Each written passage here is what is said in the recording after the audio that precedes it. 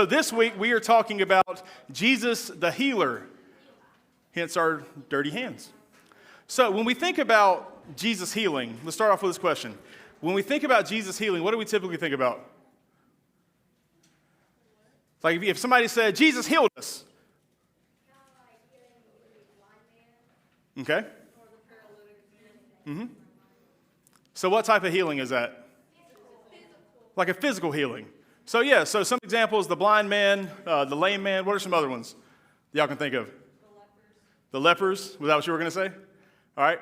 Anyone else? Let's talk about Jesus the healer. So let's look at when Jesus heals. So there's three stories that I'm going to read from Scripture. And we'll start with the first one, which somebody mentioned, which was the lepers. So that's Luke 17:11 through 19.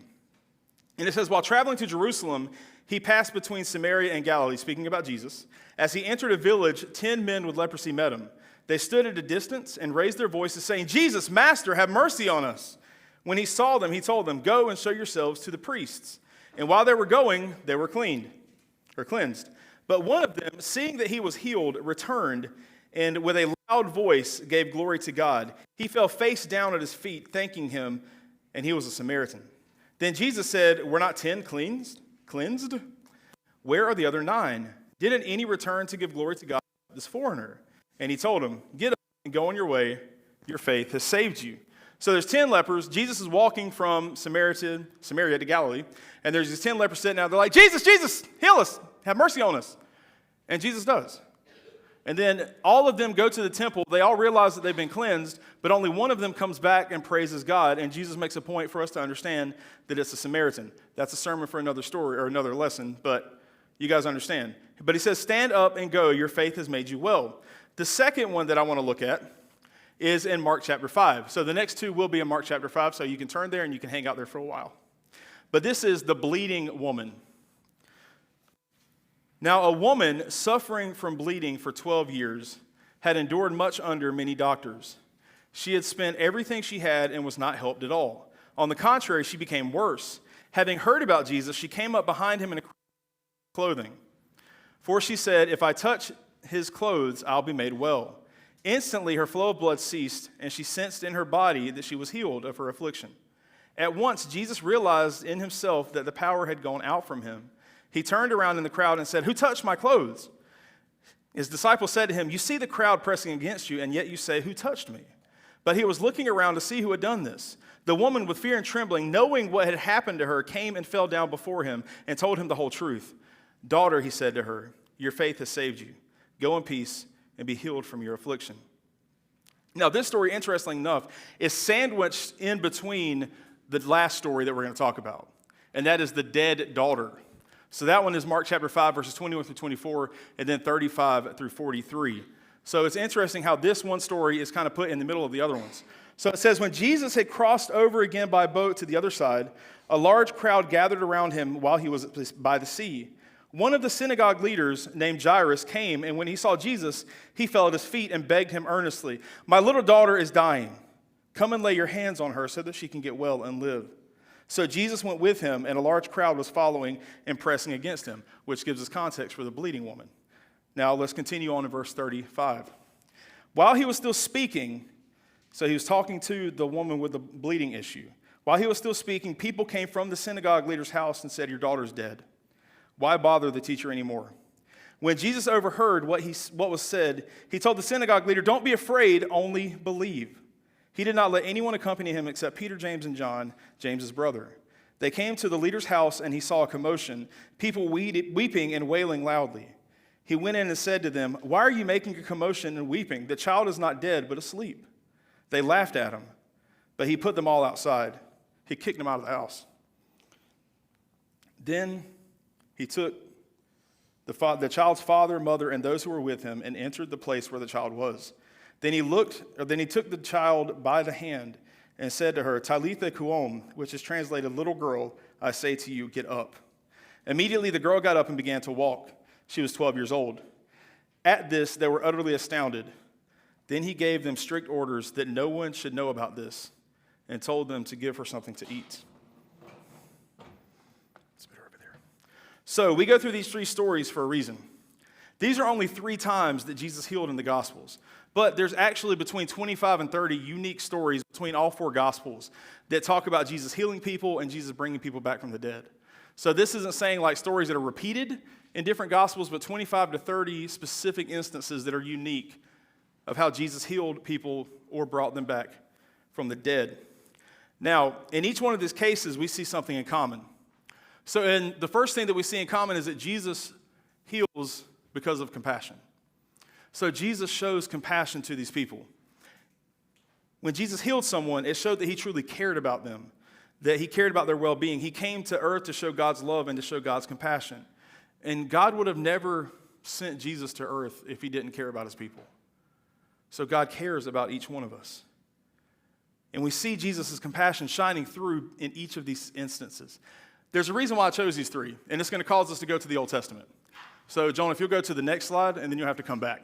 So these 3 verses all connect to each one of these stories.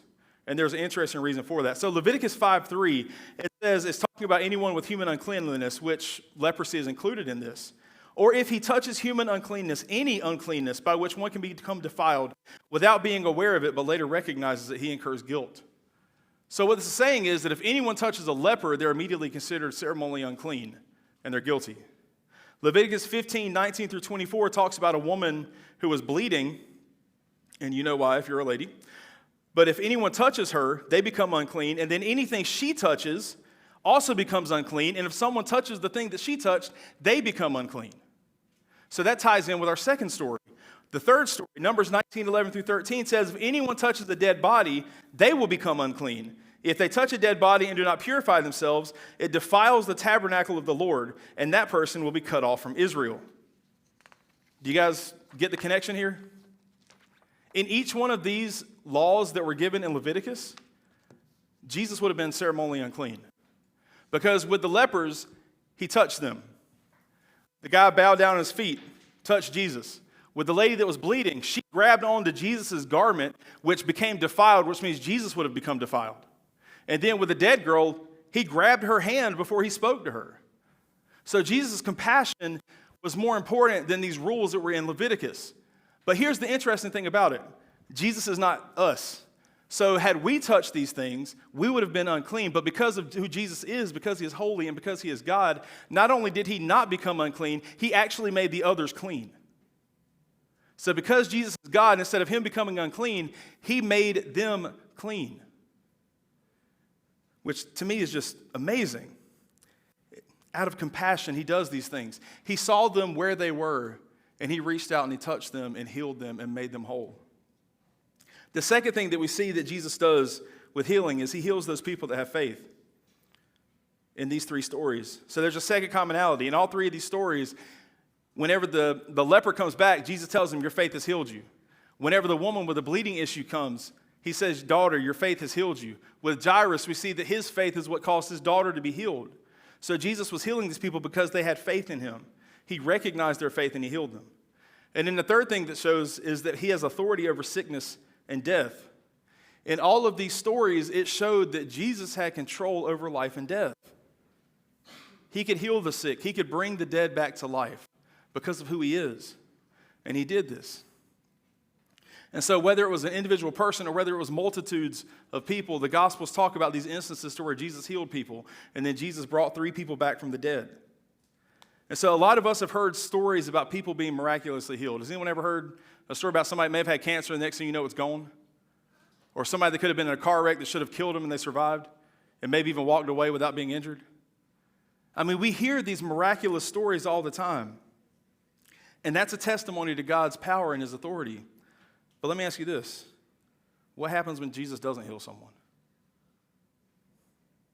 So let's talk about when Jesus doesn't heal. We saw that Jesus healed those in the Gospels because he had compassion on them. He healed them because of their faith. He also healed because of his authority over sickness and death. So does that mean that for someone that doesn't get healed, that God doesn't care? Does that mean that that person no longer has enough faith or doesn't have enough faith? Does it mean that Jesus no longer has the same authority over life and death that he once did? This is one of the most difficult things that we as believers have to wrestle with. Because most of us have probably had someone that we care deeply about, and we have begged God in the same way that these three stories had, and God said no.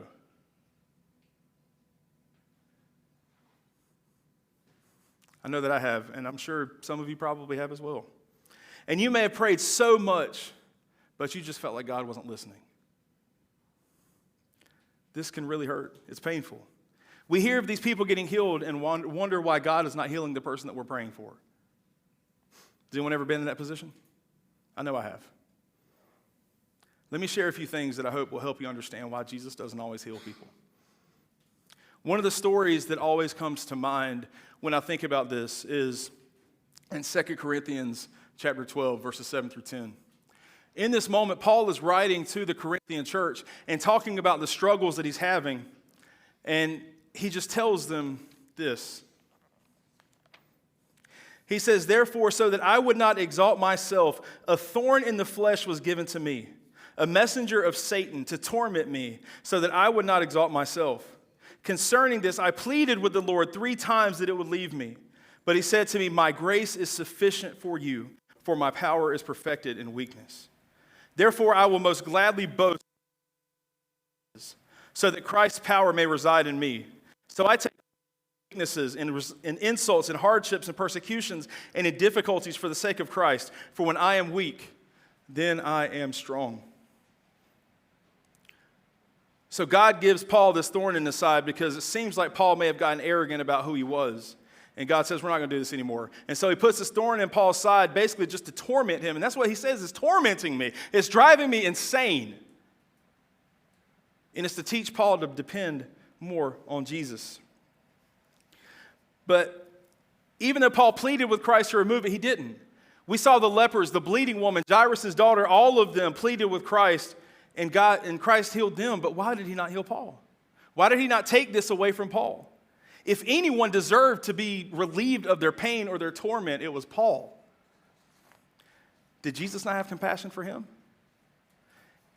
Paul had been a missionary for Jesus. He had been beaten numerous times. He was shipwrecked. He was arrested. He lost everything for the sake of Christ. Had he not done enough to earn some of Jesus' compassion?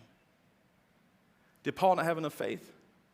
If you know the story about Paul, he literally abandoned everything he knew on the road to Damascus and followed after Jesus. He stood up to Peter, to Roman and Jewish leaders, and never backed down for the sake of Christ. He went into cities where he knew that he would probably be killed and did not care so that he could proclaim the message of Christ. He had faith that almost any of us would envy, that we would want. He trusted Christ tremendously. But did he not have enough faith? Did Jesus lose his authority over sickness and death? We see examples of some of the disciples that Jesus gave them authority to heal and to do miracles and everything else. And then we see in the scriptures in Mark chapter 16, verse 19, Jesus is sitting at the right hand of the Father. And then we see in Colossians 1 where it talks about how everything was created by Christ and through Christ and all of that is under his control. And yet we see that Paul, who was a faithful servant of Christ, who had given everything that he had, who was more faithful than any of us could possibly imagine, Christ told him no. So why did Jesus not remove this pain from Paul? The first reason is because of spiritual growth. By not healing Paul, it was to grow him and remind him that Jesus was enough for him. Jesus used this to show Paul where he was weakest. Jesus uses moments like these in our lives to show us our weaknesses as well. There are times that we may become prideful or apathetic towards others because we think we have this Christian life figured out. Jesus brings these thorns to humble us and remind us that we need him and that he is enough and we are not. He uses these moments to remind us of his grace and his mercy and that we need him every day. And the second one is to be a testimony. What if our suffering or the suffering of someone we love was an opportunity for God to lead someone else to Christ? Have you ever thought about that? What if you're going through what you're going through right now, or someone that you love is going through what they're going through, because it opens a door for them to share the gospel with somebody they never would have seen? I can tell you many stories of times in my own life to where I was dealing with an illness and had to go to the doctor, or I was dealing with an inconvenience and got put in a location that I wouldn't normally be. But God used that as an open door for me to share the gospel with somebody that I never would have come across before. There are stories that I've been told of people in the hospital who are dying of cancer or dealing with all these things, and they used that as an opportunity to share the gospel. And people got saved because of it. So they were able to use those struggles and use those thorns in their side, even if it eventually cost them their life, to show the glory of God to people who would have never heard the gospel. So there are times in our lives that it's going to hurt and it's going to be painful, and we're going to ask God why. But we've got to remember that God does these things for our spiritual growth and for His glory. We've got to understand that in these situations, we can't be so focused on why me, and we need to focus on how can God use this for His glory. And it's not easy, I promise. There are days to where I get frustrated and God is telling me to go do something and I don't want to do it. But then I end up going to do it anyway because otherwise God's going to take me to the woodshed. But specifically, I remember when my mom was in the hospital and she was dying of cancer. Every time that someone would talk to her, she would always talk about how grateful she was for Jesus. Every time. She would be sitting there going through her chemo and her radiation, and she would just be telling people about how awesome God is and how much she loves Jesus and how much Jesus has done for her. Had she not had cancer, she would have not had that opportunity. She used that thorn that she had for God's glory, and we saw God use something with it. But we see Paul even speaks of this same mentality. He says, I will most gladly boast all the more about my weaknesses, so that Christ's power may reside in me. I take pleasure in weaknesses and insults and hardships and persecutions and difficulties for the sake of Christ. When I am weak, then I am strong. What he's saying is when I acknowledge my weakness, that is when I am the strongest, because that is when I put myself in a position to where I'm on my knees before God, and now I allow Him to work in my life so that I can glorify Him, and because of that, it makes me stronger. That in my weakness, I can boast about Christ instead of boasting about myself or complaining about my situation. So when I am weak, I am strong. What we need to understand is that Jesus' compassion and His authority remain intact, even if our preferred outcome doesn't happen. And when we can do that, it allows our faith to remain intact so that we can continue serving Him and doing His will and honoring Him and glorifying Him, because it may open the opportunity for you to share the gospel with someone and lead them to Christ. But if we take the opposite effect and we start complaining about our situation and we ignore the fact that God is trying to do something, it's going to cause us to miss opportunities. It's going to cause us to miss opportunities to share the gospel, to see God be glorified, and to learn from that experience. If we get in these hardships and all we ever do is say, woe is me, we're never going to grow because we're not going to see how God worked and how He's working. So we've got to keep that in mind. And this is not easy to swallow. This is not easy for us to accept. We desperately want Jesus to heal us and to heal our loved ones when they're sick or when they're dying. Whether we realize it or not, if they're believers, He does. It may not just be the way that we want Him to. So let's look at point number 3, and that's Jesus' true promise of healing. Jesus is a healer. Every healing opportunity that Jesus had in the gospel, while He did it physically, it was pointing to something greater. Isaiah 53 verses 4 through 6 gives us the insight that we're looking for. And I love these verses. Isaiah 53 verses 4 through 6, it says, yet He Himself bore our sickness, and He carried our pains. But we in turn regarded Him stricken, struck down by God and afflicted. We turned our back on Him. But He was pierced because of our rebellion, crushed because of our iniquities or our sin. Punishment for our peace was on Him, and we are healed by His wounds. We all went astray like sheep. We have all turned our own way, and the Lord has punished Him for the iniquity of us all. So what this is saying is that our ultimate healing comes through Christ. That the suffering that we should have experienced, Christ took it upon Himself. The rejection that should have gone towards us by God, Jesus took it upon Himself so that we could be healed. And that's not talking about physical healing, that's talking about spiritual healing. It's talking about eternal healing.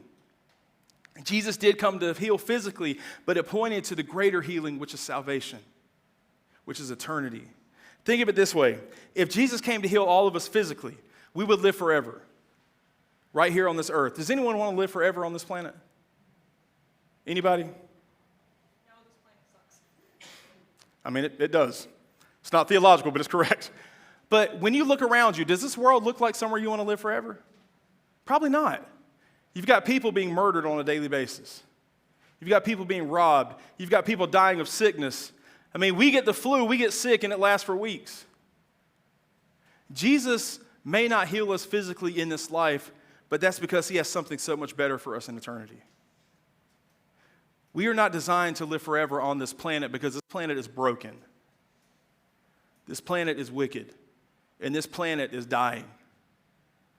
For us to live for eternity, Jesus had to give us something better and give us something different. He did not want us to live forever in a sinful and broken world. His mission was to heal us spiritually, to give us new life so that even though we may die, we will live for him forever, or live with him forever. Rebecca McLaughlin states it like this: if we trust Jesus, he will always heal us in the end, but death may be a stop along the way. Now, if you don't know who this is, Rebecca McLaughlin wrote 2 books. One is Confronting Christianity. It's an apologetics book, and the other one was Confronting Jesus. And in both of these, she takes an apologetic view of how we can understand Jesus. What you don't know about her also is the fact that she currently has cancer. And she's probably going to die in the next few years unless she can be healed of that cancer. And so what she is saying is that even if Jesus does not heal me physically, he has healed me anyway. And death is just a stop along the way. So for her to get to Jesus, to understand him and to know him fully, it's going to require her to die in this life so that she can live forever. The ultimate healing that Jesus gives humanity is through salvation. In his death, his burial, and his resurrection, Jesus has opened the door for everyone to be saved. But for us to do that, it requires us to respond in the same way that the lepers did. Or the leper, for the woman that had the bleeding problem, for Jairus, to fall at his feet and beg for salvation. For us to truly understand and truly have spiritual healing, it takes humility. And it takes admitting the fact that we don't know everything and we can't save ourselves. We cannot heal ourselves. You may be able to change some things externally, but it's not going to fix your heart. Until Christ gives you a new heart, you are still going to be sin sick. But the thing is, if you don't realize you're sick, you can't be made well. If you don't realize you're sick, you won't go searching for the medicine or for the solution. We cannot clean ourselves enough or be well enough to stand before God. But the beauty of Jesus is that we don't have to. We don't have to clean ourselves. We don't have to make ourselves well before we can come to God. Because Jesus can do that for you. In every one of the instances with the woman that had the bleeding issue, with the lepers, with Jairus, none of them tried to fix their problem before they came to Jesus. All of them knew that they couldn't solve it themselves, and some of them had tried, but they knew that they couldn't solve it themselves, and so they said, I've got to get to Jesus to fix this. I've got to get to Jesus to handle this, because they couldn't do it themselves. You cannot save yourself. You cannot do enough good works. You cannot come to church and have 100% attendance and everything else and expect for God to save you. The only way that we can experience true healing through Christ and through salvation is by giving our life to him and allowing him to heal our hearts. And once that happens, he begins to change everything about you. When we look at Jesus, Jesus knows where your heart is. He knows how sick we truly are. And he looked at you and said, I will heal that sick heart. I will give you the healing that you need. On March 9, 2004, this happened for me. Jesus saw how broken I was, saw that I needed salvation, saw the several years of my life that I lived as a fake Christian, making everyone else around me believe that I was saved, knowing good and well that I wasn't. And on that night, God broke me and showed me my wickedness. He showed me that I needed healing. And that's the night that I surrendered my life to Christ. And since then, he has been growing me and helping me to become more and more like him. Because the thing is, when you get saved, Jesus doesn't leave you there. Jesus comes alongside you and takes you where you need to go. With the lepers, it showed that whenever the man came back, Jesus said, your faith has healed you. But that doesn't mean that Jesus just walked away. That man continued to become more and more godly. With the lady with the bleeding issue, he healed her, but I guarantee you her faith caused her to love Jesus more and more every day. With Jairus and his daughter, every time Jairus looked at his daughter, he was reminded of what Christ had done, and I guarantee you he praised God for it. Jesus tells you to come to him as you are, but he says that when you do, I'm not going to leave you there. Because if Jesus were to heal you and just let you get back into sin and let you get back into these things, that's not much of a healing. But what Jesus does is he heals you, he changes your heart, gives you a new life, and then the Holy Spirit comes to live inside you and tells you how to get and be closer to him. If you said a prayer but you've never actually grown in your faith, you need to ask the question, was that real? Have I truly been healed spiritually? Or have I just been playing a game? Because if we are not growing to be more like Christ, then chances are we probably have not been healed in the first place. Jesus wants you as you are, but through salvation, he's not going to leave you there. He will be healing or be the healing that you need to be spiritually healthy, and he will accomplish that in you. So just to wrap everything up, physical healing is wonderful, and it's okay to pray for God to heal someone, and it's okay to pray for God to heal you, but it's only temporary. God may heal you, but eventually you're still going to die. Ultimately, Jesus offers eternal healing through his death, burial, and resurrection. If you're tired of trying to fix yourself, come to Jesus for true healing. He won't just treat your symptoms, he will transform your heart. If you make this decision or have questions, let a leader know so that we can discuss what it means to follow Jesus as healer. If you've already given your life to Christ, but you're struggling, and you're wrestling with your faith, and you're dealing with temptation, and you're falling into sin, let one of the leaders let me know so that we can walk alongside you and remind you of the compassion that Christ has for his people. If you feel like the Holy Spirit's leading you to give your life to Christ tonight, come and find me, find one of your leaders, and let us know so that we can walk with you through this process. But ultimately, if you truly want to understand the healing that Christ has for you, let him change your heart.